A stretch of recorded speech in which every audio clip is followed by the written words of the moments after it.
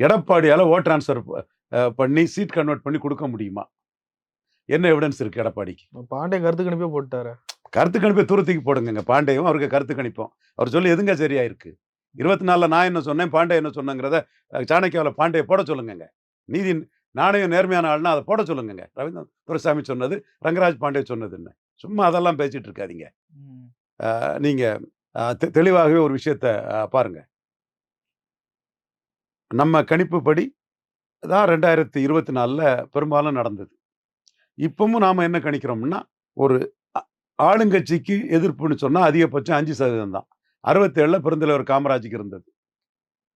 இந்தி போராட்டம், மாணவர்கள் துப்பாக்கிச்சூடு, விலைவாசி உயர்வு, அரிசி பற்றாக்குறை, மக்கள் மாற்றத்தை விரும்பினது, மக்கள் திலகம் எம்ஜிஆர் துப்பாக்கிச்சூடு, போலிங் அதிகமானது. இது எல்லாம் சேர்ந்தே மக்கள் மாற்றத்தை விரும்பினது. இப்போ Kamaraj 2 upper caste prime minister. ஒன்று இந்த அம்மையார் இந்திரா காந்தி அம்மையார், இன்னொன்று சாஸ்திரி கயஸ்தா, இவங்க பிராமணர். இவங்களை கமாண்ட் பண்ணக்கூடிய அளவுக்கு உயரத்தில் இருந்ததுனால ஒரு எதிர்ப்பு வந்ததாட்டு ஐயா சாருகாசர் ரொம்ப நேர்மையான ஆள், ஒரு பெரிய சுதந்திர போராட்ட தியாகி சீனிவாச ஐயங்காருக்கு மகன். அவர் தெளிவாக அவர் சொன்னது இது எல்லாம் சேர்ந்தே 5% தானங்க பாதிப்பு.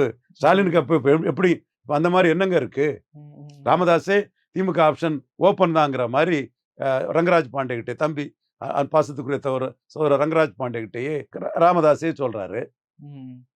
அன்புமணி திமுக ஆப்ஷனை ஏத்துட்டாரு. அவரு திமுக தான் ஜி.கே. மணி, அருள் இவங்களெல்லாம் வச்சு பிளே பண்ற மாதிரி அவர் ஒரு கணக்கில் போறாரு.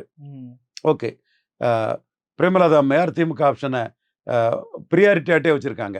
ஏடிஎம்கே ஆப்ஷன் ஆட்டும் திமுக ப்ரியாரிட்டியும் வச்சிருக்காங்க.